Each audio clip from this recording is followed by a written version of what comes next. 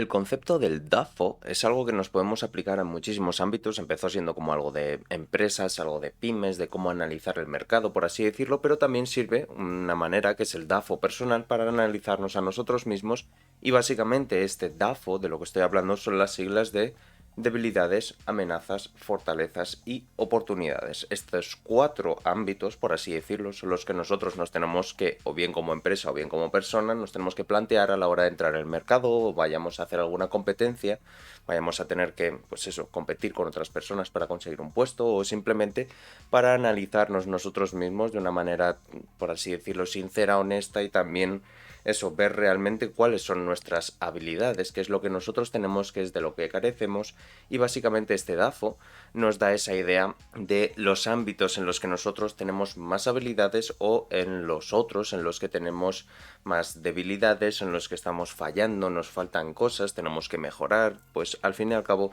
todo esto es para un análisis, se solía hacer de primeras como empresa, de qué capacidad tiene mi empresa, cuántas personas trabajan para mi empresa, cuáles son las otras empresas que están compitiendo contra mí o contra mi producto, por así decirlo, pues al final también esto se aplica directamente a las personas y ayuda muchísimo a que os centre un poco la idea de qué es lo que sois, qué es lo que os falta o si estáis en un camino correcto, porque este análisis DAFO se suele hacer para saber si hay que hacer un cambio de rumbo, lo que es el objetivo de la empresa o en nuestro caso de la persona, o pues eso, qué es lo que queremos conseguir en base a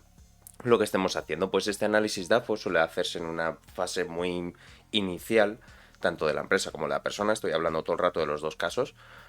pero eso, hay que hacerse este análisis de primeras lo más pronto posible para poder analizar cuanto antes sobre todo lo que son las amenazas y los puntos negativos, por así decirlo, las debilidades, porque sí, el saber qué fortalezas tenemos nos viene muy bien, pero es mucho más importante saber si vamos a tener oportunidad en ese mercado o si realmente somos muy débiles para el mercado en el que nos estamos queriendo meter y gracias a este análisis vamos a poder saberlo antes de haber hecho mucho tiempo o incluso dinero. Así que, pues eso, este análisis DAFO, sobre todo quedaros claro con eso, con que estamos hablando de que son como cuatro puntos, cuatro equilibrios, por así decirlo, tenemos que encontrar un punto entre estos cuatro para poder hacer algo y si vemos que cojeamos mucho de una pata, por así decirlo, tendremos que ver si podemos hacer un análisis más extenso. En caso de que sea una debilidad, pues tendremos que ver, o una amenaza, por ejemplo, tendremos que ver eso si tenemos alguna manera de paliar esa amenaza o realmente esa amenaza siempre va a ser amenaza, porque también esa es otra. No es hacer este análisis DAFO para intentar resolver un problema, sino identificarlo. Así que tenerlo en cuenta que eso, que si estamos hablando de cosas como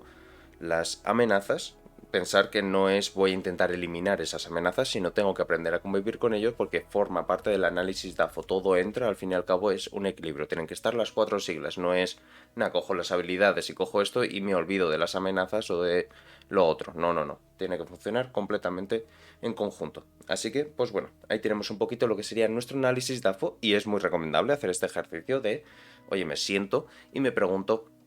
qué se me da bien, que esos son básicamente mis fortalezas, qué se me da mal, mis debilidades, hasta dónde podría llegar, podría, no quiero, o sea, podría, hasta dónde mis conocimientos o el mercado me va a dejar llegar, y luego por otro lado, en ese mercado, qué otros, en mi caso, por ejemplo, qué otros artistas 3D hay, qué otros programadores, qué otros diseñadores de videojuegos, pues esos van a ser, por así decirlo, de primeras a lo mejor mis amenazas, pero pues eso pueden ser también mis compañeros y pueden ser oportunidades, o sea que también saber mirar qué es qué y qué va en cada categoría, así que eso, hacer esto de vez en cuando, haceros un análisis de estos, no hace falta que lo escribáis, pero sí que de vez en cuando recordaros